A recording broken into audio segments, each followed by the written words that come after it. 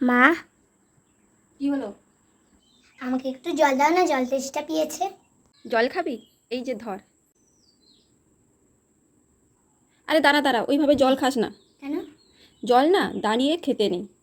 কেন জল দাঁড়িয়ে খাবো না কেন? আচ্ছা শোন, দাঁড়িয়ে জল খেলে আমাদের শরীরে যে সমস্ত জায়গাগুলোতে বায়ু ভর্তি আছে সেই সমস্ত জায়গাগুলিতে অসাম্যতা তৈরি হয়। এর থেকে আমাদের কি হতে পারে জানিস? হাঁটুর যন্ত্রণা এবং অন্যান্য অনেক বড় ধরনের সমস্যার সম্মুখীন হতে পারি আমরা।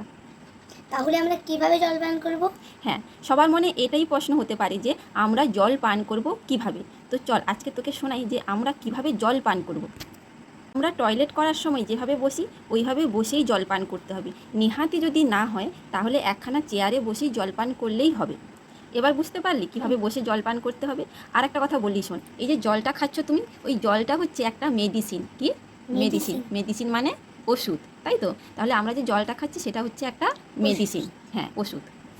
আর তুমি কারুর বুদ্ধিতে যদি এক্সেসিভ জল পান করো তাহলে কি হবে জানো? তোমার কিডনি ক্লান্ত হয়ে যাবে এবং সেখান থেকে কিডনিতে অনেক সমস্যার সম্মুখীন হতে পারে।